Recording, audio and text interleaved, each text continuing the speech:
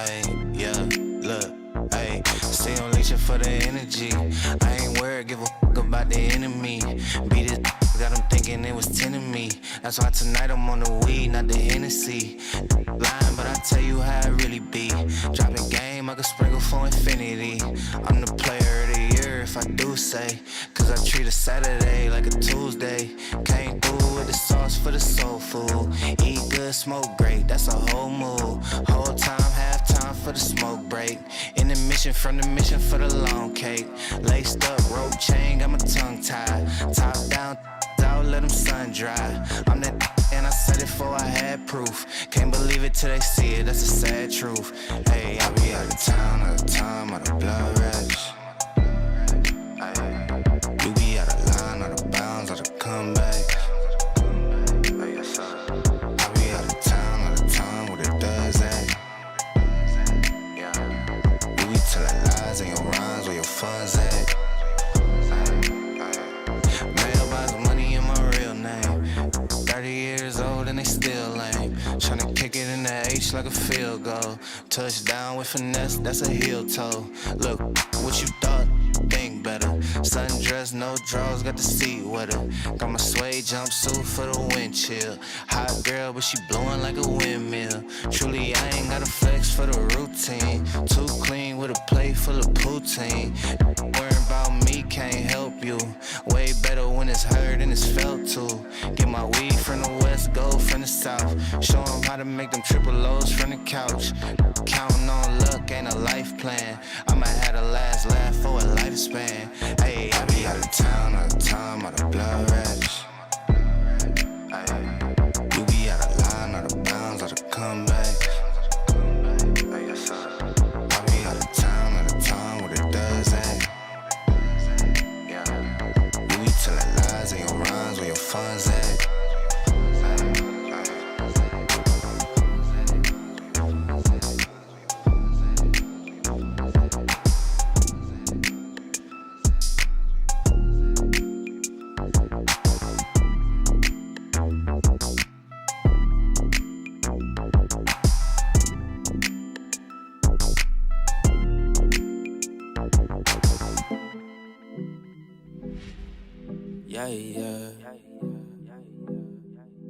Yeah.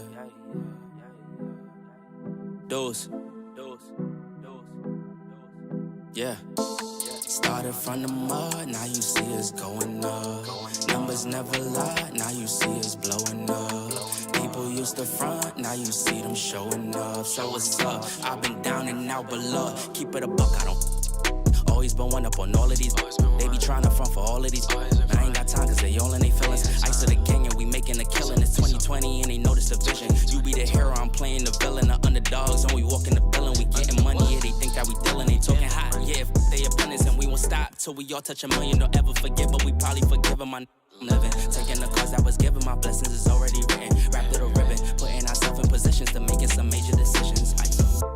Started from the mud, now you see us going up. Numbers never lie, now you see us blowing up. People used to front, now you see them showing up. So what's up? I've been down and out below. Look, I'm trying to get where I'm going, but haters be trolling, that's where they thinking you got me right where you want me. I tell a ghost just ducked up. Sending them shots, we send them back. Y'all ain't really bout that.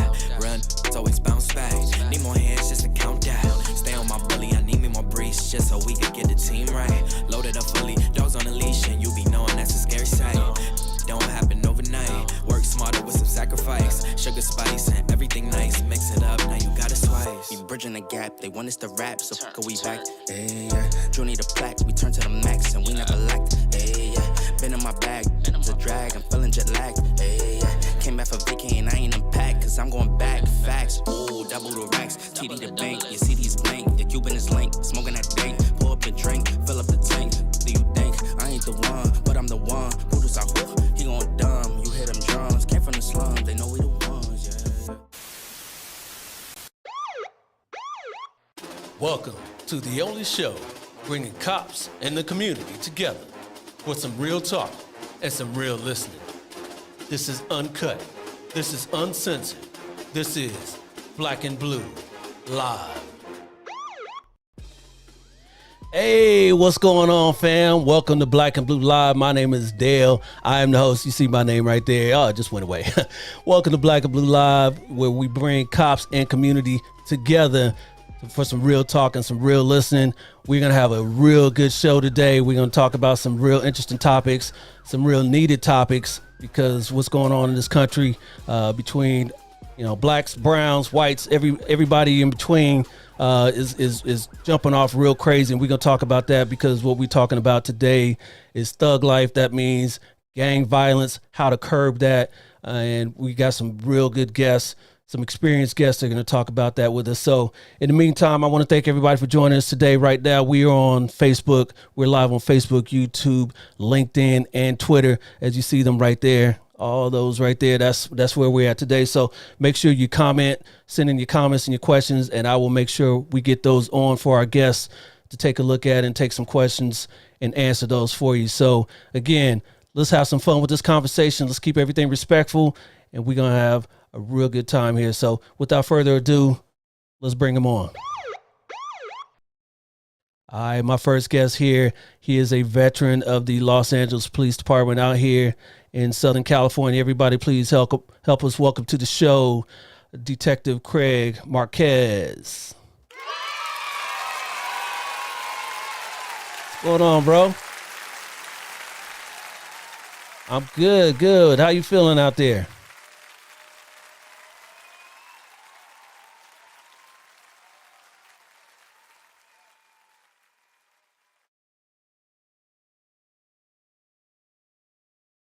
Yeah, I bet. So we'll talk about that. But in the meantime, tell everybody a little bit about yourself and what you do.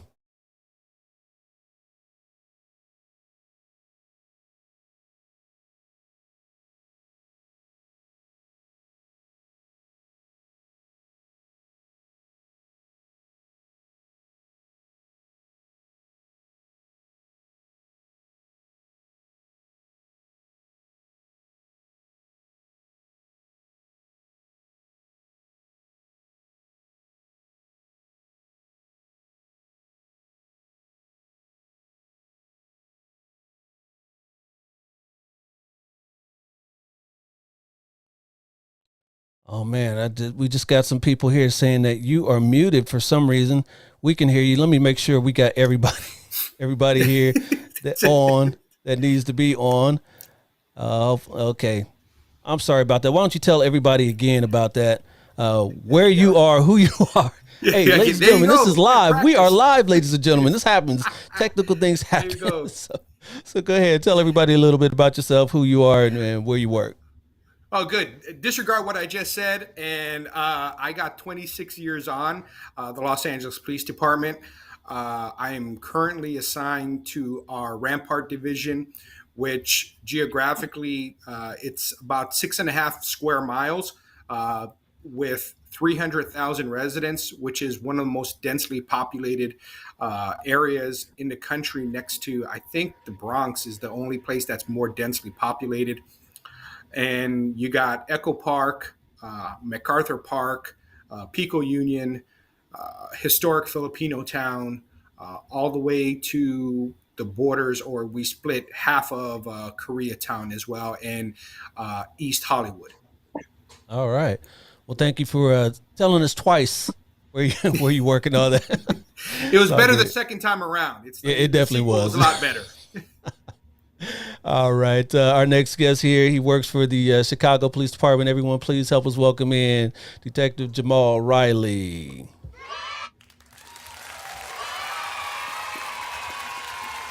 What's going on, Jamal? Not much. I'm happy to join you. All Have right. a You are good not muted. conversation. You are not muted. I I made am not. sure of that. So, yeah. So tell everybody a little bit about yourself, who you are, and where you work. All right, Detective Jamal Riley. Got about 10 years on the Chicago Police Department. Before that, I was in the Marines, 4 years. Worked at AT&T for a while. So currently a homicide detective in Area 4, Chicago. That encompasses the 10th, 11th, and 15th districts. So Chicago's West Side, Upper South Side. The population's mostly, almost exclusively Black and Hispanic. Um, so Garfield Park, West Humble Park, Austin neighborhood, Little Village, North Lawndale. Some of the ones getting a little bit too much national press right now. Yeah, yeah. You originally from Chicago, or? Yes, sir. Only been out of here for 4 years to go to the Marines. Came right back for some reason. Wow, for some reason. Hey, LA is out here. You know, we got people, we got vacancies out here for I you. almost joined the LAPD out of the Marines. Wow, wow. Well, I'm sure Chicago's happy to have you, and we're happy to have you here on the show. So Appreciate you. far,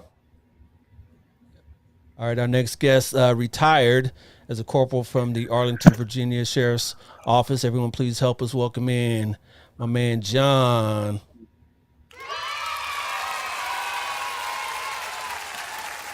What's up, Mr. Corporal John Harrell? How you feeling, sir? What's good, bro? How you? I'm good. I'm good. Good. So, I know you, but not everybody knows you out there. So, tell everybody a little bit about yourself and what you did and what you're doing now. Well, let's go from what I'm doing now. I'm in Naples, Florida, enjoying retirement life with my family down here, and just to rub some salt in the wounds. It's about 84 degrees right now. We took a dip in the pool this afternoon, so life Yes, is sir. good. Life is grand.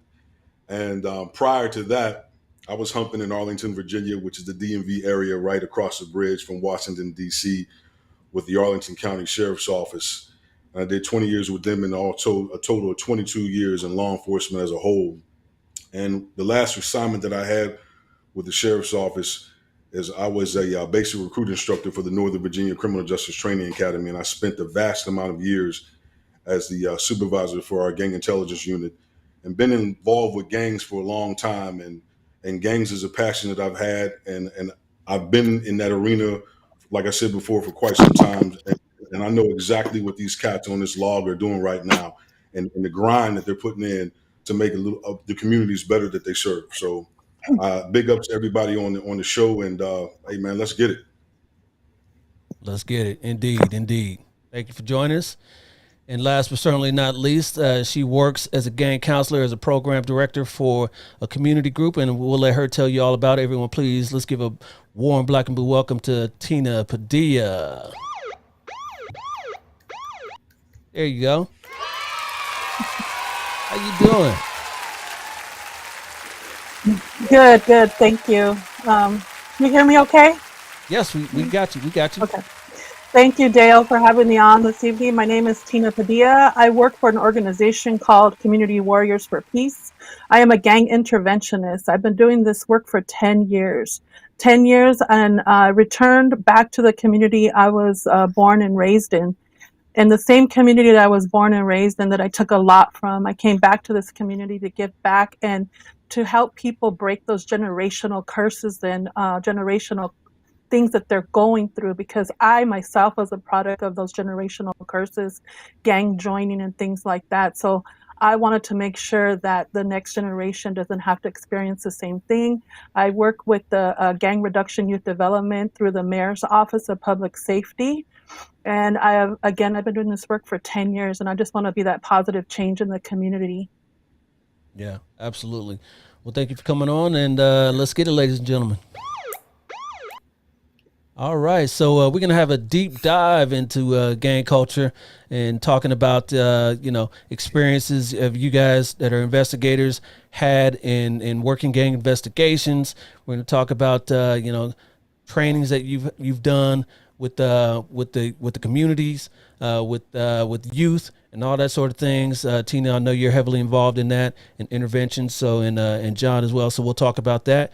And so let's talk about that. So we'll go one by one. So I know you said earlier, Jamal, that mostly the people in your area are Black and Hispanic, but we'll go down the line.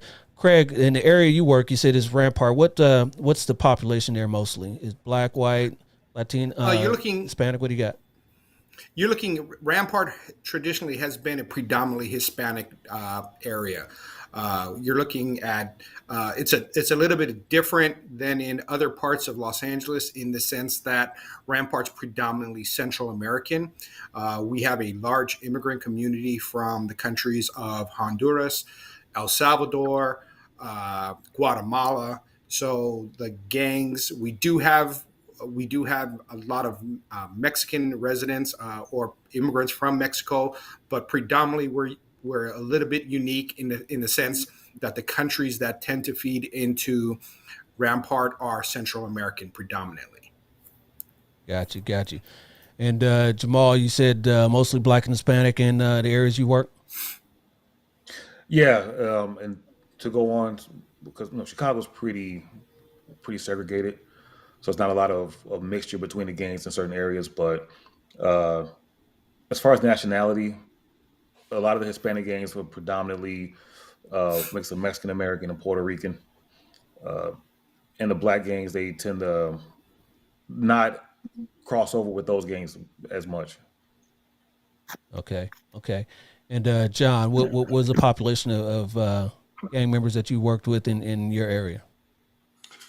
Hey, look here, bro. We had a melting pot. Being in the D.C., Maryland, Virginia area, we had a lot of Hispanic gangs. One of the biggest tickers on our block was MS-13, 18 Streeters. We had some local gangs, Model Persian, Mara Lee.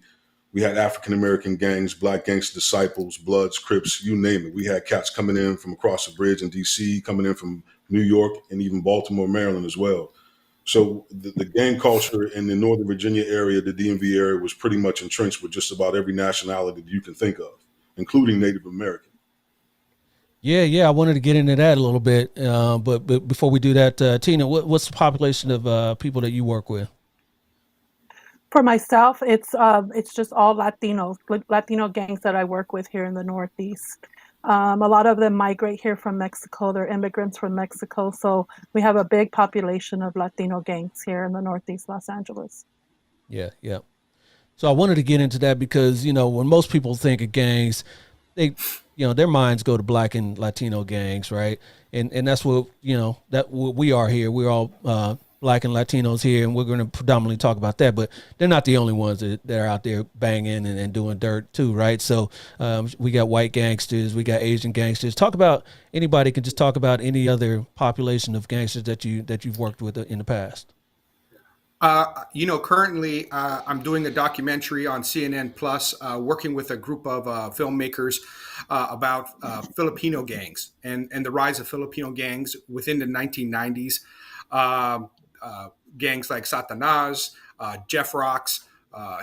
These are historical gangs from like the 1960s, well into the 1990s of Asian Boys. Asian Boys, back in its height, was approximately 2,000 documented members. And we saw a huge spike in violence, and most people are aware of in the 1990s Los Angeles saw a huge spike through the phenomenon that was crack, and then also the gang culture. Gangster rap pretty much started in the Los Angeles area, in Compton and Watts, and it really led to a huge gang population and huge homicide numbers that luckily have kind of gone away, but it's led to this subculture that we have. So I'm still kind of involved in Asian crimes and the Asian gang phenom that started in the 90s, have somewhat subsided, but those are the things that we still talk about and work with today. Yep, yep. What about you, John? We talk about Black gangs. We talk about cultural differences and things of that nature. I mean, I've dealt with individuals, Haitian gangs called Zopound, coming in from the Miami-Dade area, things of that nature. Also dealt with a lot of gangs coming in that are also white, coming in from Chicago area as well, Albany Orchestra, things of that nature. All these gangs that have come into the DMV area from different portions of the country that have saturated into the Northern Virginia area for one common thing is because back in the early 90s and early 2000s, the real estate industry was booming, and all that work, all that labor that was coming into the DMV area was anonymous, and we had the second largest El Salvadorian population in the country outside of Los Angeles, just because of the simple fact that those guys were skilled laborers. Because a lot of Hispanics, they gangbang first, and then they work first, and then they gangbang second. So, we got a lot of that melting pot, like I said before, from all facets of the country, from north, east, south, and west as well. Yeah, no doubt, no doubt. And before we go any further, what is the legal definition of a gang in each of your respective jurisdictions? We'll start with you, Jamal. Yeah, I would say this is more of a layman's way of putting it. So, any organization that comes together in furtherance of any kind of criminal activity. So, like we've always been talking. We go out, we make arrests. Being in a gang in and of itself is not illegal. You could be in a gang, you can say GD, Latin King all day, and it's not a problem. But it's when you get to that point where you're committing crime in order to bring funds into it, order to gain territory. That's when you start to reach that legal definition of a street gang, if that's your primary purpose. Yeah, no doubt, no doubt. And it's basically the same in LA and Virginia and the DMV as well, right? That's correct. Three or more individuals that are engaged in criminal activity with identifying signs, symbols, and colors. It's the stats on the books in Virginia. I mean, we got a lot of gang statutes on the books in Virginia, and that's one of the reasons why we were able to hit kids on the head heavy and come down hard on them and whatnot, but also get them involved with intervention and prevention programs, things of that nature. Yeah. And speaking of intervention programs, Tina, tell everybody a little bit about your background and what got you involved in intervention. Well, for myself, I grew up in a home where my father was a gang member. And when I was growing up, and the area that I grew up in is a really high populated gang area. So I thought that was normal. I thought everybody in their house, grew up the same way. I thought everybody's parents were gang members. I didn't know any different because that's all I knew that was around me. And growing up in that lifestyle and seeing those things, they became reality and normal for me. Having the police come to my house was something that was, oh, they're just here to arrest my dad. So police in my home was never seen as something positive. And the fire department or the ambulance, they would just come to, take care of my dad because he might have overdosed or something like that. So growing up and seeing that, and then also following those same footsteps and landing up in prison, I just was like, no, this is not how it's supposed to be. And what really changed my life was when I was in prison and when I was about to parole, one of the guards there told me that he'll see me when I come back. And I was like, what do you mean when I come back? Because it was my first time going to prison. And he said, yeah, 75% of people come back to prison. I'm sure you're going to be one of them. And that resonated with me. That stood with me. And I'll never forget it to this day. I say that. I'm like, no, I'm going to be the 25% that doesn't come back. So when I came out, I found programs like GRID and, violence prevention and things like that. And I brought those same skills into my community to help other people have the chance to change without going to prison, without having to experience the things that I went through. Why? Because those are things that grief and trauma and gang joining are things that we're used to doing in our community. They become traditions. And I wanted to break that tradition in my family. Yep. Congratulations on breaking that cycle. Thank you. Yeah, definitely. Definitely. So, real quick, I want to jump off something that John said about the definition of gangs over in Virginia, and it's because it's one of the problems we've had here. Now, I only know LA gangs from TV, but I know like Bloods, Crips, Red, Blue, all that stuff. In Chicago, we've seen a pretty big divide between the black gangs and Hispanic gangs, where the Hispanic gangs, they'll still, get the tattoos, rep the set, the hand signs hanging on the street, wear the colors, all that. You lock them up, you ask them what they are, they'll tell you in a heartbeat. The black gangs, you don't see as much with there's no more wearing the colors. Nobody cares about the colors. You ask them within the gang, they'll deny it all day. They have a big, VL for vice lord in their face. They're trying to go underground. So we've had to find newer ways of identifying who's a part of what group just because they try to make it as inconspicuous as possible while still carrying on the same activities. Yep. That's one thing I noticed. Yeah, colors, they cross now. Crips wear red and Bloods wear blue, and it's not like it used to be. And they dress more preppy. Over here in Chicago, Try to dress more preppy now. They still wear that black and yellow. The Yep. reason why is because we become more educated. Law enforcement has That part. become more educated when it comes to the gang culture and the gang activity and all the signs and symbols that are recognized within the gang culture. So why not change it up? You know, Yep. none of these cats are really banging on the streets anymore. They all banging on TikTok. They all banging on Snapchat, things of that nature. So it's electronic gang banging. So Yeah. it's Yep. different terms right now. No doubt. No doubt. So what are some of the root causes for kids who want to join a gang? Some of the uh, obvious ones are for money, but it goes deeper than that, right?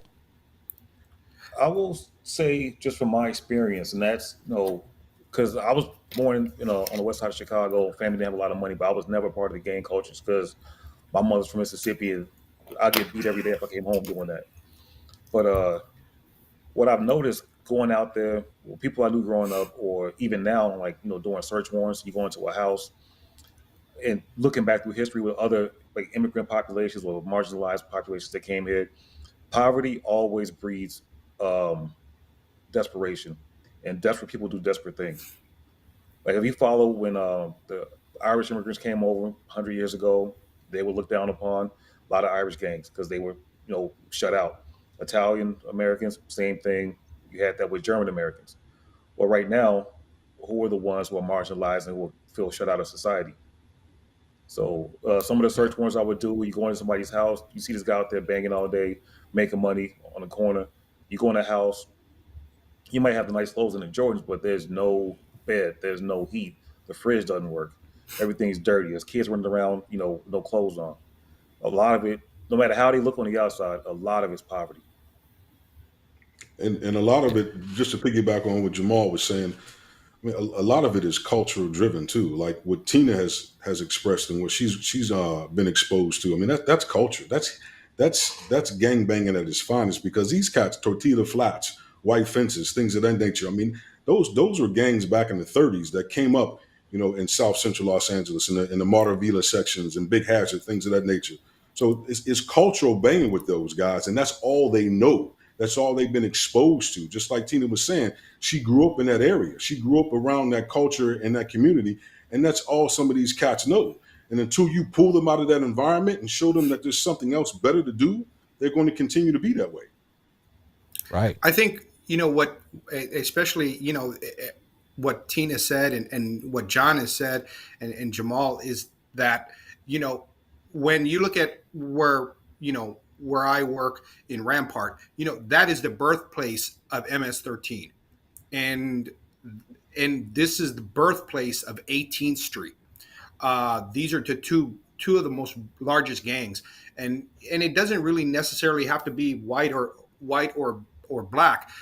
Southern California is the birthplace of the Hell's Angels, the birthplace of the Mongols, birthplace of the Vagos. This is the birthplace of huge, generational gangs. And when you talk about somebody who's from avenues, the chances of that person being a fourth generation gang member is very high. 18th Street, that they could go back generations of 18th Streeters where they're brothers, they're cousins. And one of the things that I tell young officers and I tell other folks is, what is the need of police and for all of us who sit on this panel is that we could be the only person, or we're probably the only person that young man or young boy is going to have in his life that isn't a felon, that hasn't done time in prison. So with that, you have to kind of alter your, maybe alter your thinking just a little bit, because there is going to be a lot of Tinas. There are going to be those things or those people that do become the 25%. It's not all, and unfortunately, it's not the majority. But we want to give that 25% a chance.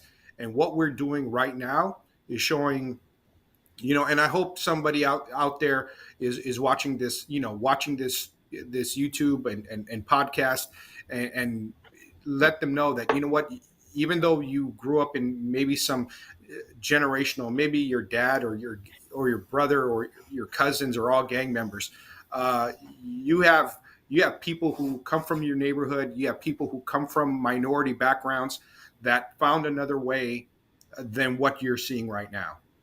Yeah. Well, And I want to yeah. say, so like Go ahead, Tina. when we're in the area that I'm in, a lot of it is a lot of immigrant families that all come from the same place, right? And they all end up in the same neighborhood. So if that's all that they're seeing is the way the young men dress, young ladies dress, they think it's normal. They think it's okay because they're not smart to the culture yet. They don't know.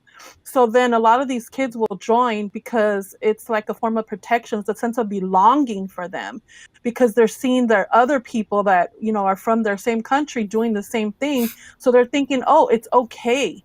So that's where it comes in, where that's where I step in, and it's education to these parents with like community meetings, community forums. It's changing that, trajectory of them thinking that it's okay because it's not okay, because it's only going to end up that their child's going to end up either hurt, killed, or in prison. And I bring awareness to that in my communities.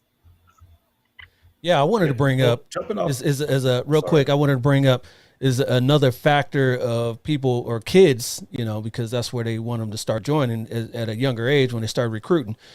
Kids joining gangs is because they got no parental guidance at home, or in particular no father figure at home. So who are they looking for that sense of belonging with? Is them cats out on the street, right? Yeah, absolutely. Well, Yes. not only that, but I mean, you get a juvenile, put a gun in a juvenile's hand. How much time is he going to do? Put some drugs in a juvenile's pocket. How much time is he going to do? You know what I mean? Right. And in the time that he's going to do, he's going to go into juvenile detention facilities, and he's going to get his bread up. You know what I'm saying? He's going to get ganged up and more intelligent when it comes to the gang culture. So when he comes out, he's going to be a big homie before he's 21 years of age. Right. So I mean. Right, but the reason they get the gun put in their hand is because that sense of belonging from the homies that they're not getting at home. Absolutely. And I live in East LA. I live in the middle of Matavilla, which you're talking generations and generations. And I go out and I go to the end of my driveway and I'm looking at all these young boys walking around. And I'm like, who is running this? I mean, none of these boys who are all under the age of 18, not one adult. I mean, there's very few men, like adult men in my neighborhood. You have tons of grandmothers, mothers, you have a grandfather here or there, but men between the ages of 25 to 35 or even 40 are very few and far between. And in my neighborhood, there's just way too many of them that have seen time in prison, who are institutionalized, come in for a few months, and that they're gone. It happens, and it's not just my neighborhood. It's neighborhoods, all across the inner city that find themselves in the same phenomenon. Yep. Real quick, let's go to the comment wall. We've got Edward Padilla on YouTube's ask question for the panel: how important is it for police interventionists to understand the communities that they work in? What do you guys think about that? If I could comment on that. Oh yeah. Sorry. Go ahead, Jamal. Sorry. No, I was just gonna say it's one of those things where like people, they look at it like it's a simple problem. Oh, it's just a gang that commit crimes, arrest them, problem over. But really, if you want to understand the root of it and solve the problem, it's like you wouldn't go in to take a test in an algebra class and you never took that class before. You're gonna fail. You don't know how it works. It's the same thing here. You can't solve this problem if you don't know how it works. And I definitely believe in that because my community or the community that I work in wouldn't trust me if I didn't know the struggles or if I didn't understand the dynamics that the community is going through. If I hadn't lived through those same things that they're going through, I wouldn't be the credible messenger. And I got to say, with law enforcement, the law enforcement that we work with at the Northeast Division, the actual gang lieutenant, he comes from this community as well. So he genuinely understands the needs and the wants and the things that we're going through. So that's a big thing. In order for us to work together as interventionists and law enforcement, it's huge. That's a huge plus. For me personally, that has to be. Yep. I'm sorry. Go ahead. Go ahead, John. Go ahead, John. I mean, that also has, we have to work with administrators as well. And I'm retired, so I can say this. I mean, let's stop putting kids who are fresh out of college in the freaking hood, who don't understand the hood, who have never been in the hood before. And we know it all Mm. happens. You graduate from academy, guess what? You're going on nights, you're going in the gutter, okay? You're going in the beast and whatnot, and you have no clue of what's going on in that culture. You have no clue of what's going on in that community based upon what you've been taught and what you learned through on your field training. So we have to start with administration, and we have to start getting wiser to putting people who are familiar with their communities within their communities so they can understand the people that they're dealing with on a daily basis. And Agreed. to Mary, I live that. What John said. I came out right from the academy. I went to Pacific, which is Venice Beach, and then I had 2 years on the police department, and then I transferred to Watts. And this is in the mid 1990s, and where we had well over 100 homicides, almost 200 homicides in that year. And I can tell you right now, I mean, as a young 20-year-old plus you know uh, young policeman and everything else like that, with my veteran partner of 3 years, that's a daunting task. It's a daunting task. In retrospect, looking back, it isn't until you have maybe 8 years on, and until you're absolutely comfortable and working with the community and as a police officer, that you see that. And we have to bridge that gap. We have to bridge that gap, because what you find and he talks about administrators, is that you tend to be, the I wouldn't say the worst stations, but the most active stations tend to be the youngest. And having, and I get it, when you're the youngest, you can go from radio call to hot shot, and you're jumping over fences, and you're running through yards, and you're running down alleys. um, I don't know if that's the best way. I don't know if it's the best way to do business. Obviously, in what we're seeing now is more of an interest on doing things, like Jamal has said, and what we've all said, is that you know a lot a lot more cognitive parts of police work need to be addressed before you know before the idea of we're throwing everybody in jail. Yeah. Yep. Agreed. Agreed. Let's go back to the comment wall again, where Diana on YouTube asked, "What are the statistics of gang members who succeed in life now? In life now, with all the intervention." Looks like it got cut off there. But what are the statistics of gang members who succeed in life now with all the intervention? You have any of those statistics, So Tina? I think that what people define as statistics, people want to see these huge numbers, and they want to say, "Oh, we got 100% of these gang members to change their life." But let me tell you, we work on a daily basis with gang members. If they do one positive thing, like get their driver's license or get their ID or enroll in college, that is a success. So I Yep. have to say, we service about 70 clients at one time, let's say. But I don't like to just go by numbers. I'll take people that are not even clients, that come, that know me from the community, and they're like, "Hey Tina, can you help me get my social security card? Hey Tina, can you help me sign up for classes? Can you help me get parenting classes?" To me, that's a success. So I think, and the program that I'm working with, success is just measured by one small thing that they do. That's a success to me.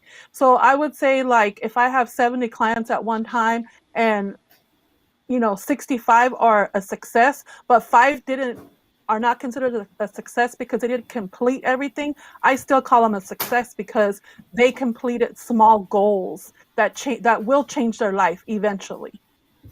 Facts. And here's an Definitely. example of what Tina's talking about, where because the question of success is too vaguely defined, and a lot of us, we're too close to it right now to have hard numbers like 500,000 people did this or that, because we're seeing it person by person. But one example I have is recently, I can't go into detail because it's an active investigation, but I'm working on a homicide. One of the ancillary witnesses is somebody that I found out I arrested 4 years ago. Now, this kid, she was out there selling heroin, ditching school. Though she ended up, after the arrest, she got back on a decent track, finished school. She won a basketball team. She got a scholarship to college. She went off to college, got kicked out. But she came back. She's not involved in the street like she was before. So you tell anybody else she was selling heroin, went to college, got kicked out of college, but she's back here, but she's not doing as much legal stuff. They say it's not a success, but considering where we found her and where she's at now, I see it as a success. And I told her when I saw her, I was happy to see her doing better. Yep. Those small steps, those small goals, definitely. And we all need those small goals to be able to get to the next spot. I mean, that's even in anything you do. I mean, even in working out, you got to get, small goals to get to the next step, and definitely in life. And law enforcement and intervention programs, I mean, our backs up against the wall. And the reason why I say that is because there's so much temptation out there for these cats to see. The exposure that they see on TV and social media. I mean, look, you had one of the grandest stages of all time a couple of weeks ago, one of the biggest athletic events in the history of this country and all over the world. And homies on there crip walking, homies on there sea walking, homies on there flying their colors and things of that nature. So when cats see that it's making it in mainstream, that it's making it in the media and the NFL and all over the place, I mean, what are they going to look upon? They're going, oh, man, that's funky fresh. That's cool as hell. So let me get my grind on so I can do the exact same thing that these dudes are doing on stage on primetime television. So how difficult does it make our job to save some of these individuals when they see stuff like that on television that's sexy to them? Facts. Yeah, you know what? That is a great point because one thing I noticed recently, like in the past few years, with a lot of celebrities, like young male black celebrities, like for instance, Chris Brown. All of a sudden, Chris Brown's a blood. I don't know where that came from. He joined that after he was already rich and famous, but now he's flying the colors and claiming it all the time. Like, so these kids who are in areas where bloods operate, they're like, okay, even Chris Brown is jumping on it. He didn't even need to do it. He just wanted to. It must be something great. That's not helping at all. No, not at all. Not at all. And I think I saw this, and I talked about this on other programs. We saw that in gangster rap. And John talks about somebody up on stage and everything. And a lot of these kids, let me tell you something. The gangster life, I mean, when you get into prison or whatever, and you ain't about that life, and a lot of these cats, what these guys got to know is a lot of these cats who are sitting there talking about that life, like, hey, now I'm a blood, or hey, I'm a crip, or hey, I'm affiliated with this person or that group or this group or whatever. Let me tell you something. The greatest, there's a lot of people, and I'm not even going to name names, a lot of guys who are in the entertainment industry that claim to be gang affiliated, but when we talk to the guys, the homies on the street and everything, they're like, man, that dude's a punk. That dude's a punk. Because the thing about it is that these guys aren't about that life, and that life is not something that's flashy or anything else like that. The guys that are in there, what we call putting in work, we know those guys who are putting in work. And this guy who's out there rapping and everything, he's not putting in work for his gang. And when he goes into prison, he'll be the first one crying. And we have to tell our young people that there is a different reality than what you're seeing in your music, and in movies, and all of these guys who are sitting there claiming that they're gang affiliated. They're not. I mean, they might John claim said earlier, that, but they're not legit. Yep, like John said earlier, banging on TikTok. Yeah. Yes. And there's a difference, like Craig was saying, there's a difference between somebody who's a gang banger and somebody who's a gang member. Dudes putting in work, they're the ones that's banging. You know what I mean? You can be a gang member. There should be specific reasons of why you can be a gang member. Just because you can be seen on mainstream to exploit your gang culture so everybody in the world can see it. But at the same time, the homies that are on the block, those are the cats that are putting in work, that are banging for the sets and control and power. I think the best example of that I think the best example of that from recent history that everybody knows about, at least all the kids do, is that one rapper Takashi 69 from New York. He was out there with the rags talking crazy. He was the toughest thing out there. The minute shit got serious, he was telling everybody because he knew he couldn't do it, Yep. and that's the difference. Yep. That's the difference. Let's go to the comment. Yeah. Go ahead, Craig. Go ahead, real quick. Go ahead. And like you're saying, I mean, I can't, I can't talk about, some of the recent, homicides that, because the investigation's ongoing, but we're seeing a lot of people in the entertainment industry, these guys from the street, they got nothing to lose, and they're checking them, and there's several, right now current homicide investigations going from a lot of dudes that said, that they were down for their cause, and somebody from the hood, let them know. Yep. And Delicious Bubbles on YouTube says 6ix9ine is the best example of that. For sure. Let's go to the comment wall real quick. And we had Diana. No, we already did that one there. It is Kenneth. This one here. And he says, in your respective areas, what are the gang's primary sources of funds? Is there a shift in loyalty to the individual profit over the gang overall? You guys I think I got a pretty good lead on this one because Chicago is something else. So I work on the west side of Chicago along the 290 Expressway, what they call the heroin highway, because all the suburban kids come down there, hop off on the west side, get all the the rocks and blows they need. So primary source of income for the gangs, at least where I'm at, absolutely heroin. The fentanyl thing is big here because the way one person put it is like they're no longer cutting the heroin with fentanyl; they're cutting the fentanyl with heroin because it's cheaper and it's way more potent. Another thing they got going on, a lot of like the credit card scams, that's real big. A lot of the looting that's been all over the news, it's not in reaction to a protest. It's organized. And actually, they've already arrested a few people that were ringleaders. They jumped off the back of the protest to say, okay, people are out there shoplifting, looting, and nobody's getting in trouble. So we can make some money on this, and they've been doing it. So yeah, I think those three things. The carjack is not as much. They're not really selling the cars. They're more using them to do other crimes and not get tracked back to them. Right. But yeah, drugs, those big scams, and everything else. Yeah, those big retail theft where they go in the flashbergs. Yeah, as we call them out here. They just go in with a group of Yep. Definitely. Yep. I think for us the biggest. Go ahead, Craig. I think the biggest thing for us is being that from Los Angeles and Los Angeles's close proximity to Mexico. That's probably 99.9% of it is narcotics coming in from the cartels from south of the border. That's going to be your number one money maker. That's going to be the source of all your funds, and really what pushes the gang culture right now. It's the biggest influence right now in the gang culture. Yep.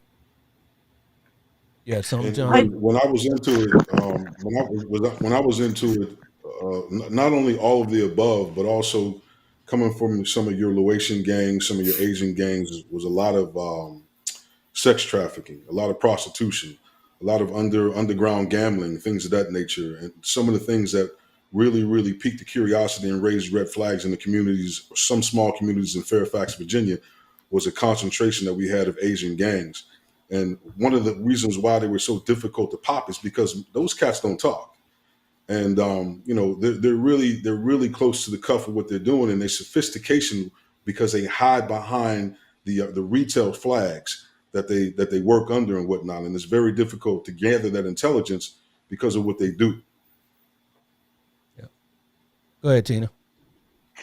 For us, I see, as Detective Marquez stated, the narcotics is really big, but the one thing that I do see a big rise in right now is the ghost guns, right? So that's like a big thing that's happening right now is the ghost guns, because if you think about it, back when the pandemic was going on, there was a lot of people who were getting unemployment, EDD, all these pandemic loans and things like that were coming out. So there was a huge surplus of money that were coming into the neighborhoods.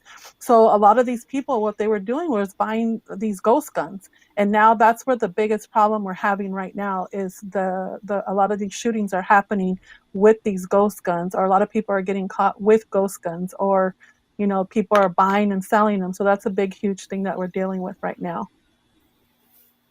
Agreed. And let's go back to the comment wall. We had Edward Padilla on YouTube again, says President Biden talked about funding the police, which is awesome, but how do active officers feel about some funding going to intervention or intervention-like programs? What do you guys officers think about that? On my end, because we have a few intervention groups that are varying quality. Some are honestly just shadow operations for existing gangs. We've seen guys wearing an intervention group T-shirts out there selling dope. But that's one specific group. Other groups are doing great work. I think the issue we have here is that there's not really an oversight or anybody to look at it and track their progress. Somebody they have to report to. There was a case of somebody just it was maybe a little less than 10 years ago. We had a group here, and the leader got $1 million from the mayor, and we don't know what happened to it. So when these things are done correctly, they're amazing. But somebody has to be in charge of, there has to be some accountability. Accountability. Yep. I think that's what. Yeah. Go ahead, Craig. I'm sorry. No. Go ahead, John. Go. I wanted to piggyback on what Jamal was saying as far as the administration is concerned, and what's the flavor of the day, especially when there's times for elections and things of that nature. People that are in positions of power as far as getting elected is concerned and whatnot, and what's going on in their community, and where at the time of the elections that are being run down, where do they find that money is best needed to circumvent within the community, to circumvent within their agency, things of that nature. Is it prevention intervention programs? Is it SWAT, special weapons and tactics programs? I mean, is it gang initiative programs? What's it going to be? So it depends on who's getting the money, how the money is distributed, and what the flavor of the day is. Mm-hmm. What John, I think I want to piggyback on what like John and Tina are saying, and even Jamal, is that spending money on anything is not the answer. Just the fact that you're spending money, it's not a chance to sit there and just throw up our hands and yay, they're spending money and now all your problems are going to go away. We have to look at every program from SWAT all the way down to our community resources, like GRID, and so that we can get lack of a better term, bang for our buck. We have to see value. We have to see, and what are the things that we're doing, in GRID. We have the benefit of that, the fact that we've been at this, working with GRID for several years, countless years, and I think we're just a little bit ahead of everybody else. But you know what? There have been rough times, and these things are individual. So recognizing those individuals like Tina and some of the people that she works with, because they're effective, and giving them the tools so that they can do the work that they really need to do, and not just that, as a law enforcement, I'm never going to turn away money, but I think we can all, being in law enforcement for this long, know that it's money well spent. So spending money on a useless program or whatever it is not. And I think, that's what we have to say as law enforcement too. Just, we want additional resources, but where exactly are you going to put it? Right. I mean, we could all use the help. We could all use the help to help us with that, whatever program, whatever goal we're trying to meet. So in law enforcement, if we can get some community group to help us out with that, we'll absolutely take that. Go ahead, Tina. I think that for a time, there was a time when I think LAPD thought that just arresting everybody was the solution, right?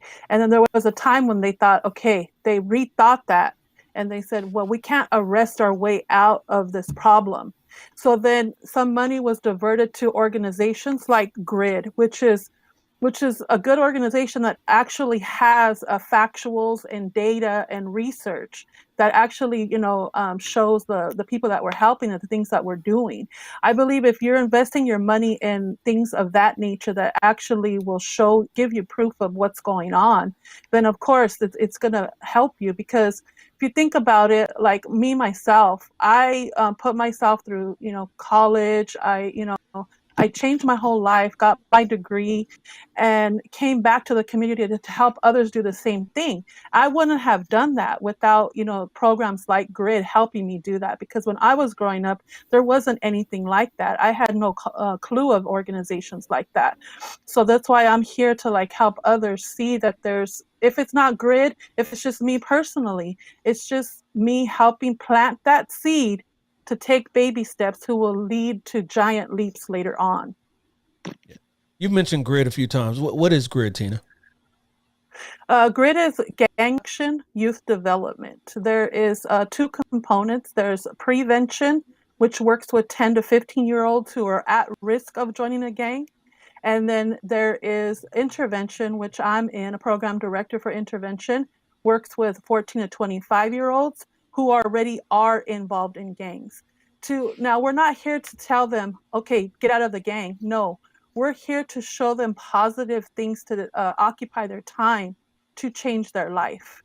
And if they're doing positive things like going to school, getting a job, getting education, then they're eventually going to, stop hanging out on the corner, stop, doing those things that they were doing before, and they're going to change their life and they're going to break those curses. Agreed. Yep.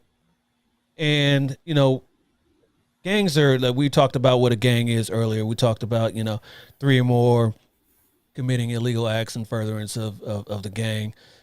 What about strategies that our respective agencies have used, or respective jurisdictions have used to kind of curb gang activity, gang violence? Can you guys talk about any of those strategies? Education. I think one thing that Chicago did, I want to say within the past 15 years, was at least like the black gangs, the gangster disciples over here, the vice lords, they went after their leadership and they did pretty good and took them down, got some federal charges. People got some long sentences. And we thought that might be, effective. Turns out it was the exact opposite. And now we have a lot of fractured gangs that here where they might be all vice lords, we got unknown vice lords, conservative vice lords, traveling vice lords, but most of them murders and fights are internal because they might have the same name, but they're all fighting over little pieces of land. You don't have a 4-block area that's run by one gang. You have, a 4-block area run by 8 gangs. Everybody gets a half a block. Mm. So some of the strategies I've seen either as a police or before when I just growing up in Chicago, they were well intentioned, but they just didn't work. I don't think anything that any agency has started off so far has worked because the problem's not getting any better. And it's not something we can do by ourselves anyway. Wow. Yep. And like education and gang training within the agencies. I mean, I was blessed to do things with the Arlington County Sheriff's Office that a lot of people weren't, because of the fact that we had funding and we wanted to better ourselves and educate ourselves on gang training. I mean, I've been to Pelican Bay. I've been to Crescent City, California. My feet boots down inside the facility, work with some of the best up there, retired Captain Kent Brandon and whatnot. I mean, I've been to Texas. I've been to Florida. I've been to New York. I've been to a lot of places where I've able to see that gang activity and develop not only understanding from it, but a passion from it. And I've come back to my community, and we don't hoard intelligence. We don't hoard things that we have learned. We pass it along, and we continue to pass that along. At least I hope they continue to pass it along to educate young officers that are coming on the streets on how to address these situations when they encounter individuals who are within that gang culture. So it's education and training is top notch. It's got to be, and you have to develop a passion for this job, else it's going to consume you, and you're going to tap out. Period. You're going to tap out. One of the things that we do here at Rampart Gangs is at every shooting there's our shooting response plan. So when we have a shooting within the first couple of hours, something is done that's implemented. So we look at our resources. How are we deploying them in the field? We reach out to our partners in grid, whatever area of the division that's covered. We get the vendors that are working with grid to do pop-ups, to do a lot of different, what is events. So I just don't know. It's what is your schedule like, and if we have to move resources, we're going to move resources. If we're going to ask grid to come in and provide resources, we're going to provide resources. It's going to come in within the next 24 hours. Also, the days of us hoarding information, as Jamal and John had said, that's a day of the past. So within the first hour, you're on the phone. If you're a gang investigator, you're not sleeping. If a shooting happens at 11 o'clock, they're going to call you, and you're expected by the next morning at 6 a.m. to be well into what your response plan is, and that includes all these different eyes getting on your investigation, you sharing information, and them sharing it with you. Your task force partners, all those things need to come in. Who is this person? What is this? It could be something from the prisons, as Jamal says. A lot of our shootings, a lot of our crimes, they're internal. They're internal politics. Somebody's not in favor. Somebody said something, did something. Somebody's not paying taxes. Prison gangs and the Mexican mafia, they have this. Their tax season goes year round, and if you don't pay your taxes, there's no, there's no extension. There's no extension, and that deferment. There's no deferments. Nope. So Not at all. yeah. So it's and guys who are sitting there, on the outside and with the political structure as it is, we're struggling that a lot of the guys that are on the streets, prison time and serious time is foreign to them. And what a lot of these guys on the streets are looking at is, they have to do a lot of stuff to get serious time. And for a lot of them, they believe that they're out of reach from those guys who are doing time in prison and calling the shots. So we're seeing a lot of guys on the streets, enjoy their freedom and think that they're out of reach from these big homies that are sitting there calling the shots in prison. And, like I said, you don't pay what you're supposed to be paying, or you think that you can call shots that's different than what they're saying in the inside. And we have guys paying the price. Yeah, no doubt. So Yeah. that reminds me, going off of that with the shot calls being on the inside, haven't touched ground in 10, 20, 30 years. And also going back to what you were saying, John, about these entertainers, pimping the lifestyle. I totally forgot about this because it was so ridiculous.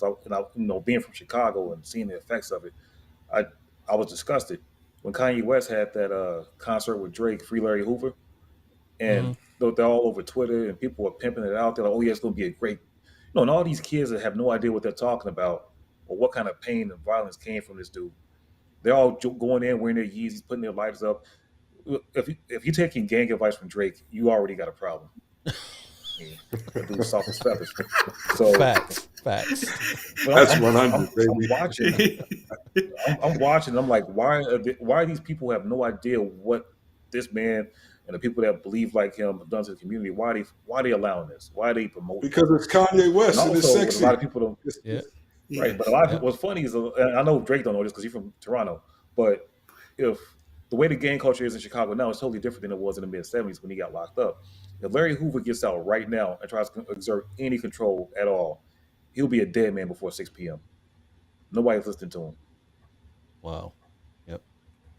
All right, let's get another comment here. We had somebody on LinkedIn ask, how can you get information about the GRID program? Tina? So it's www.grydla.com, and you can pull it up. All right, definitely. And back to the comment wall here.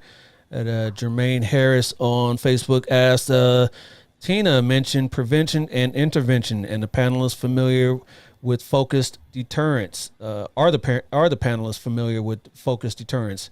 It seems like no department is coordinating comprehensive strategies. You guys think about So that? I can, so what I can tell you, I mean, with over 2 decades, being a gang officer now is totally different than being a gang officer in the 90s. The chances of you doing, and Tina alluded to this, there was a time and a place where, LAPD was totally into, you know, uh, throwing everybody in jail. Or that was the thought, the process, the and I think we kind of got away from that. I think our thing has been, now if we can get other people, our partners in grid who have those contacts in the communities, and that's the strategy. The strategy is we're not doing this alone. We have to, we talk about this, and our chief and I, even some of the administrators that I don't necessarily agree with, but we're all on the same page. And I think all the guys on the panel and everybody, we can't cure gang problems by ourselves. The police cannot be the cure to the gang problem.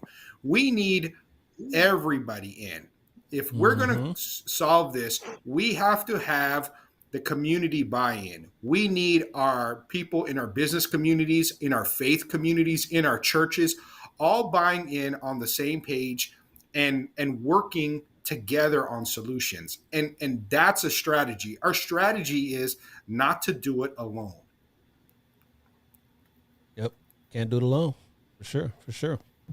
And So, a big shout out to my man Ron Cook Burnett up in Albany, New York, with gang intervention and prevention program trainings. And his word and his powers is you reach one, you teach one. And I learned that from him. And if I was able to sit down with a homie, a big homie, a Cornales, or whoever he may be, if you can show them something different, if you can give them an opportunity to better, support themselves and support their family and get them off the block, I mean, you've won something.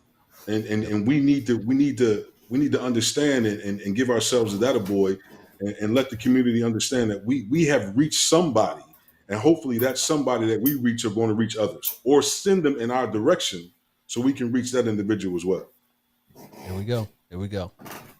Hey, so real quick, so what can people that actually live in these gang plagued areas, what can they do to keep themselves and their families safe?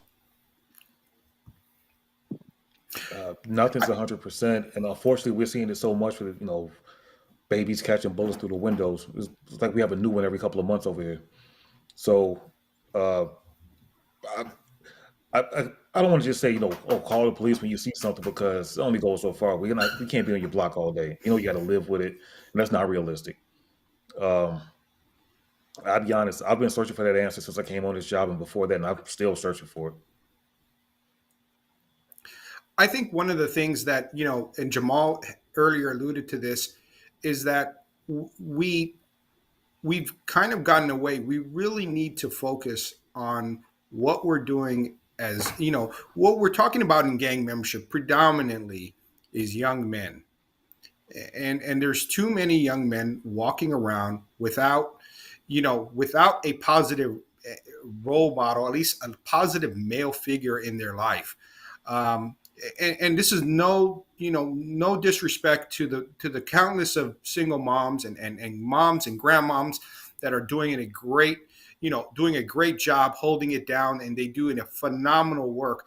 But we do a disservice we have when we have families that don't have a positive male figure in their life to navigate, young men who are by nature impulsive.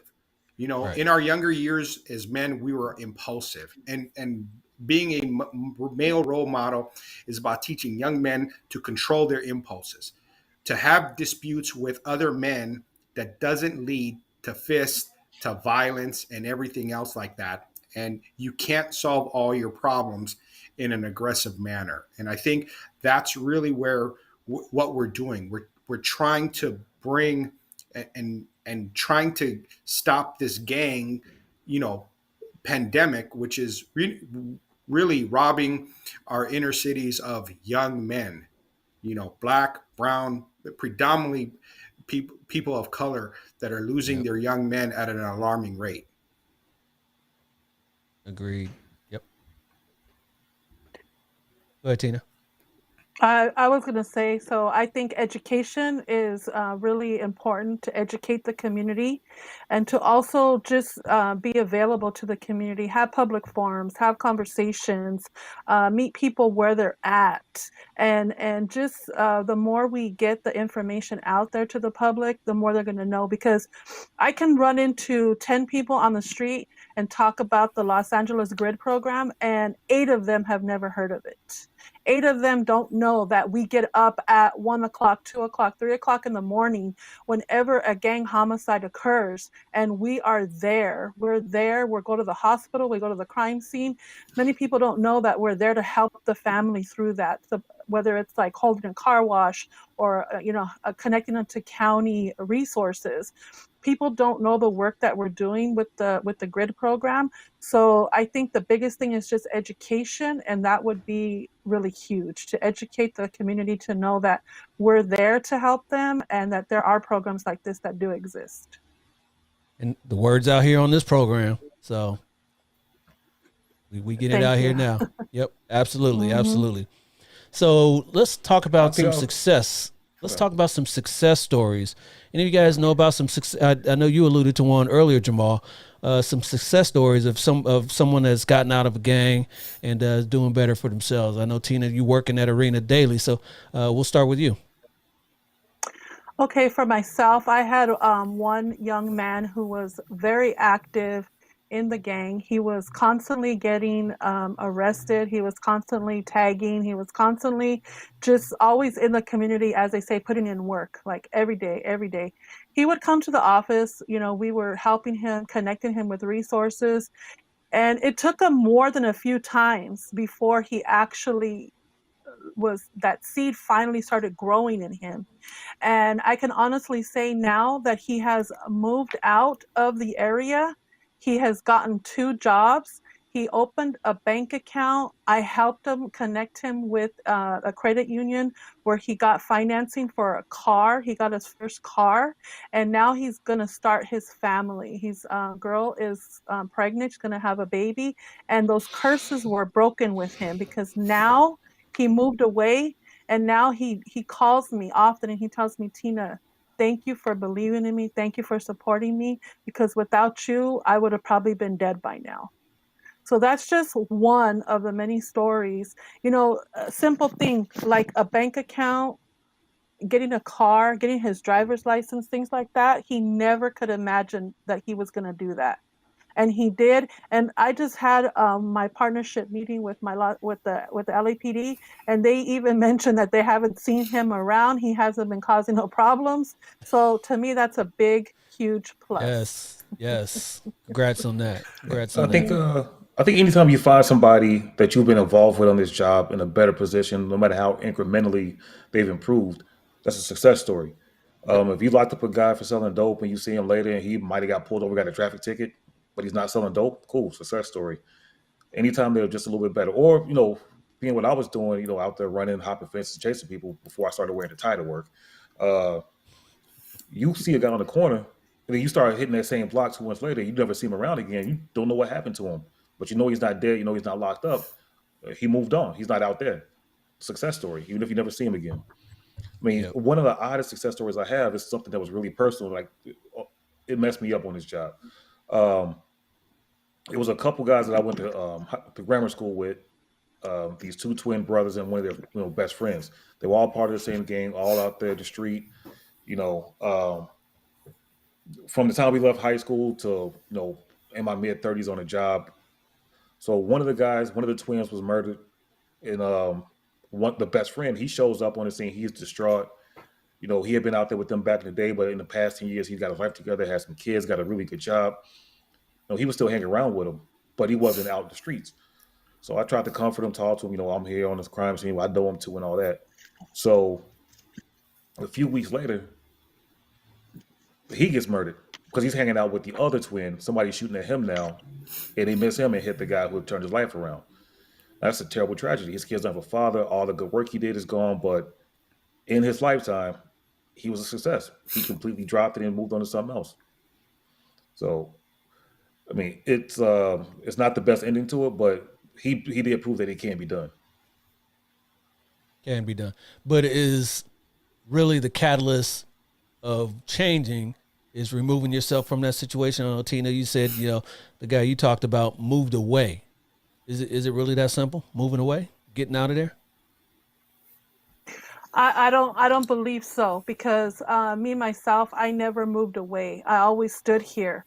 But the thing was, I changed the way I presented myself. I was no longer taking from my community. I now am putting back into my community. And the same people that, I ran with and did dirt with, they see that positive change. And that's the biggest thing. It's not that simple. A lot of times people can't move away and they get drawn in and they get pulled into these situations, so it's not that simple, but it's about how you present yourself. Are you going to keep hanging out on the corner, or are you going to get a job and you're going to start having less time to hang out on the corner? Mm-hmm. So those are the way you can change things where you're at. You stay in your present situation, but you become a different person. You start believing different things, you start wanting different things, you start wanting more than just hanging out. And to I think piggyback on what Tina was technologically, saying, I mean, oh, go ahead. I'm sorry. I was just going to say technologically, moving away is not even an option. Like, that movie Boys in the Hood where Trey went to go live with his father and all that. That doesn't happen now because everything is online. Not only is it your friends are just, a tweet or a Facebook message away from talking to you no matter where you go in the world. A lot of these crimes are online now. A lot of these scams are online. You can still be active in the game through that part of their revenue stream. And you could be in a different state. So Yep. we've actually done investigations and seen that. And like I was going to say before, what Tina was talking about, you gotta change your mentality, and you got to have people in your corner that are going to help you change your mentality. Like, for example, I remember tying a tie for a 34-year-old man who never knew how to put a tie on, never put a tie around his neck before his entire life. I said, let me do you one better. I'm gonna give you the tie, but I'm gonna give you a whole entire 3-piece suit so you can go out there and you can go to these job interviews. You can pound the pavement and apply for positions, apply for jobs that interest you. And now this cat he's a supervisor for a very, very large supermarket chain on the East Coast. I've got other cats that have done things as far as opening up their own barbershops, things of that nature. So, I mean, you give a dude an opportunity, you give him a chance, let him see the light at the end of the tunnel. Quit shutting the door on cats. And we do that in society all the time for these guys that are yearning for attention from us who are established, as compared to yearning for attention from dudes who's going to see a cell door slam in their face. So we need to help cats out that want the help and be with them every step of the way. Yep. Facts. The one story that I love telling, and maybe not love telling, but I had an individual who changed, probably in the weirdest way. Obviously, I live in East LA. I'm surrounded by gangs and surrounded by the gang population and everything, and so naturally, my mechanic tends to be in a gang neighborhood. And I'm taking my car to be fixed, and some guy who's getting his car fixed is standing right next to me, and this cat is blasted from the ears down, tatted up, every single way and everything.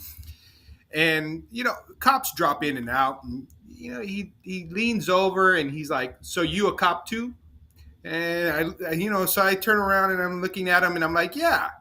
you know I go, and so I'm like, "Hey, I'm just looking at you and I can tell you're not a cop, and you look like you made some choices that you probably regret in your life, so what's your story?"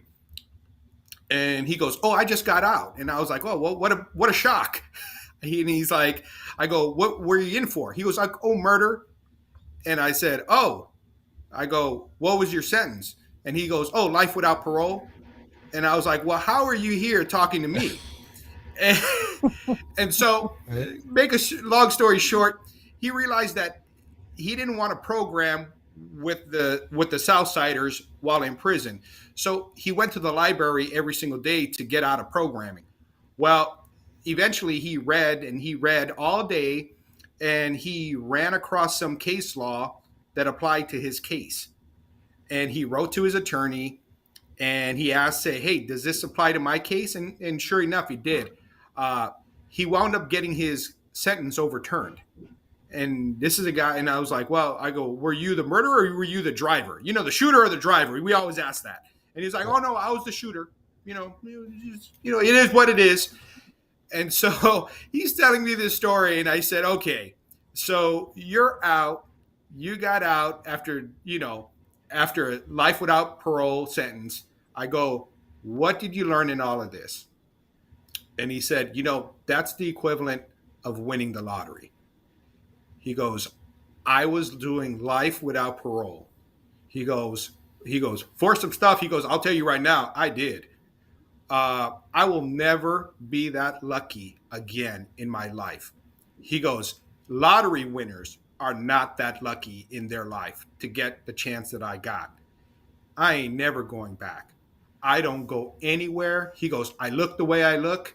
He goes, I grew my hair out. He goes, I don't go anywhere without my kid, without my girl, because I know there's going to be some stuff that's going to jump off or whatever. And I just want my wife and my kid around so that there's no temptation for me to get involved in anything. Because if I go back, I'll go for the rest of my life. You'll just never be that lucky. And I said, you know what? That's fair enough. I wished him all the best of luck. Hope he's still out. But, is it a success story? I guess in that sense, you could consider it a success story. But, those things can be, what I try to apply to, gang members is you don't want that in your life. Thinking that you are going to sit there, engage in that activity and be as lucky as that guy is a hard thing to, that guy is a 1 in a million. You will not be that lucky. Well, Craig, we are in California. We are in California, Craig. So I mean, Yes. the way our sentencing is going out here. I mean, hey, I have 5 more stories concerning that. Don't get me started. See what I'm saying? See what I'm saying? Yes. Yeah, you were saying something, Jamal? No, I was just saying, like, the prison's full of guys that want to be that guy that got his sentence overturned and he's all good, but it's just not the reality of it. Now, as far as life sentencing, I'm in Chicago. We got our problems with that. I don't want to make too many more people mad because I've already done that enough. But yeah, some of these sentences are not what they should be. Moving on. We'll come back for another show. Come back for another show. Yeah. We got a whole nother show. We could do a whole nother show on that. On that note, though, I appreciate all of you guys for coming on and sharing your experiences with us. But hey, you are not done yet. I got a little trivia game for you guys, and I wanted to end it on a high note since we were talking, this heavy stuff here. So we're gonna play a game here, and this game is called this is Family Game Night. We're gonna do a Family Game Night, and your game today, guys, is Don't call it a comeback. Don't call it a comeback. We've been talking about some redemption stories here, so we're going to talk about people who have had successful second chances. I'm going to give you some choices here, and you guys, it's multiple choice. So your name is your buzzer. Let me read through all 4 of the choices, and you guys, you say, if it's you, Marquez, you say Craig, or you can say Tina, and that'll be your buzzer. I will give you the chance. The one with the most right will win a shirt like this one here. Beautiful black and blue t-shirt, just like this one here, okay? So here's your first one here. You guys ready for this? Let's do it. All right, redemption story number 1. Here we go. This star NFL quarterback was known for his dynamic running ability and strong arm, but his career was derailed. Wait till I read the whole thing here. But his career was derailed. I know the answer. When he went to federal prison for his role in a dogfighting ring. He was released years later to resume his NFL career. Is he Steve Young, Randall Cunningham? You're giving us multiple choice questions. Yes, Michael Vick or Vince Young? Who wants that question? Not even fair, yeah. Who is it? Craig? Go ahead, You know Craig. the answer. Yes. Who is Yeah, you know the answer. Everybody Who knows is it's it? Michael Vick. It is Michael Vick. That's it. His name is Hey, we shorthand gotta for dogfight now. Yes, Yeah. exactly. But we gotta keep it fair here. We gotta keep it fair. Okay. How about your next one? Maybe this will be a little bit tougher. Redemption story number 2. This critically acclaimed actor served prison time for manslaughter and additional time for fighting with a prison guard. About his prior arrest history, he said, "I got 5 years for killing a black man and 8 years for punching a white man." This actor went on to star in his own TV show in the 90s. Is it Idris Elba, Jamal. Charles S. Dutton, Blair Underwood, or Morris Chestnut? I think, Jamal, you chimed in there. Who is that? Jamal. It's Who is B. it? Charles S. Dutton. It is Charles S. Dutton. Handle the truth. Yes, Charles S. Dutton. All right, so come on now. Get on the board, everybody else. Here we go here. Redemption story number 3. This astute businesswoman gained prominence after developing several cookbooks and magazines on homemaking and related topics. John. She later served federal time for insider John. trading, but came back Hey, better don't give than me that ever multiple upon her questions. release. Go ahead, John. Who is that? Is it is it Coco Chanel? Bro. Is it Gloria Vanderbilt? Is it Lisa Vanderpump? Or is it Martha Stewart? Delta, the Martha Stewart. It is Martha Stewart. Hey, John, that goes full circle to your thing about the Super Bowl because Yeah. old boy was crib walking at a show with her. Right? Absolutely. And she's a blood. Absolutely. Yeah. And she's a I wouldn't go that far there. All right, Tina, come on, get on the board, Tina. Come on, here we go. Next one, redemption story number 4. This person served 3 terms as mayor of a major U.S. city. Towards the end of his 3rd term, he was caught in an FBI sting investigation using crack cocaine on video and was later convicted. He was elected to a 4th term as the city's mayor upon his release from federal prison. Is it Marion Barry, Rudy Giuliani, Tom Bradley, or Sonny Bono? We just got to give this to John.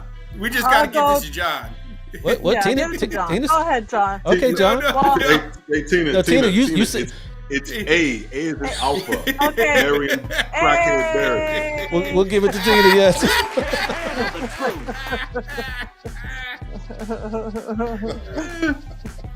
Oh, yes, Marion Barry. Yes, he got Hey, man, elected the to power- another the power of term the vote. after.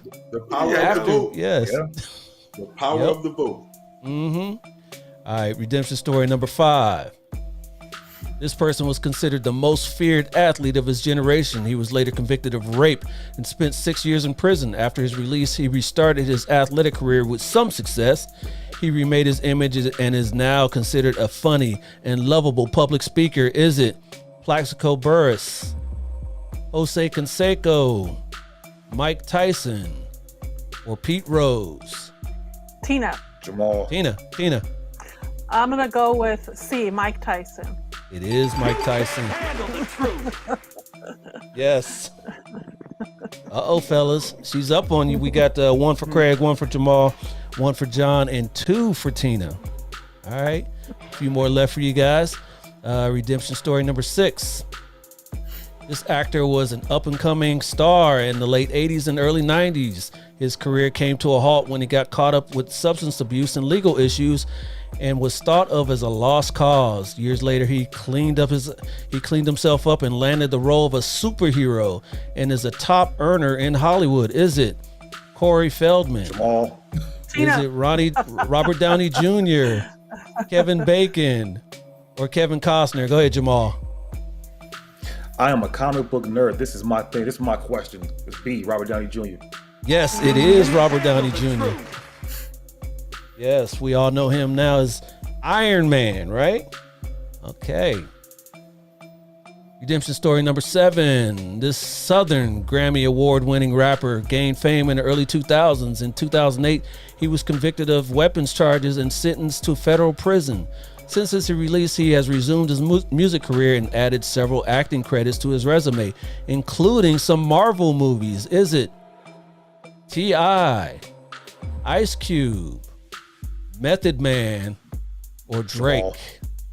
Go ahead, Jamal. It's A, T.I. He was an Ant-Man. It is T.I. He's amazing. He was an Ant-Man. All right, now Jamal's up 3, Craig with 1, John with 1, and Tina with 2. We got a few more left, so you guys can catch up. Redemption story number 8. This charismatic politician rose from the governor of a small state to the president of the United States. However, his presidency came under fire after an extramarital affair led to congressional hearings. He has since regained prominence with philanthropic and political campaign efforts. Who was that, John? Go ahead, John. You in the D.C. area. Who is that? That is Bill Clinton. You can't handle the truth. Billy Bob. Well, yes, was it Jimmy Carter? Was it George W. Bush, Richard Nixon, or Bill Clinton? And you did say yes. You can't handle the truth. Bill Clinton. All right, we got you 2 on the board. Redemption story number 9. This West Coast rapper was the protege of an iconic music producer that grew to become a star in his own right. He stood trial for the shooting death of a gang member and was later acquitted.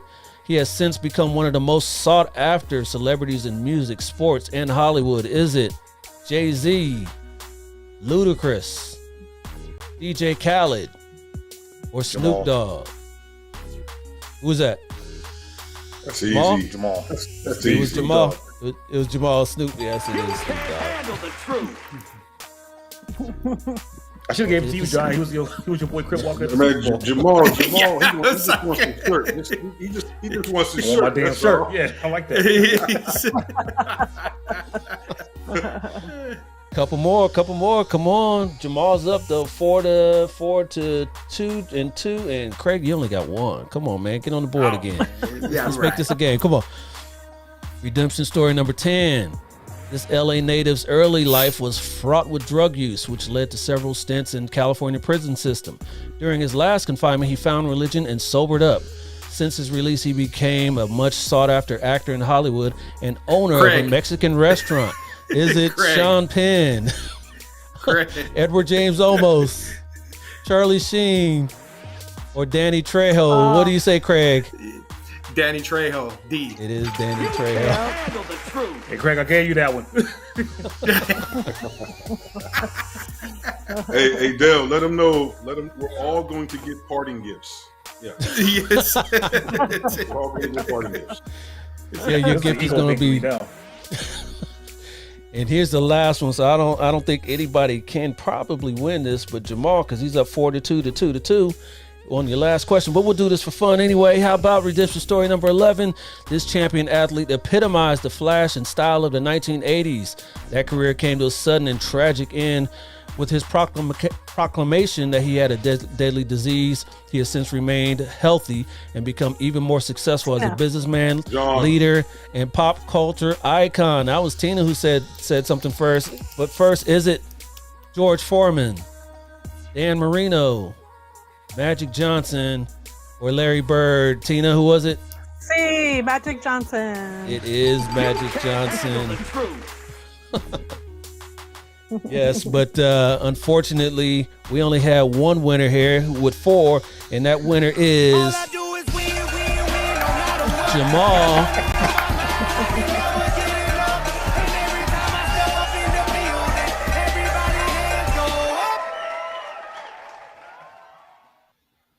Hey, Jamal, Dale regret failed this to now. advise you that he only has medium shirts left. So They'll get me to lose some weight then because I need to. For real. Hey, I appreciate all you guys for coming on the show. It was a great show. I appreciate it. And let's see, we even had Mary Johnson on Facebook says it was a great show. So we appreciate you there, Mary. Thank you for that.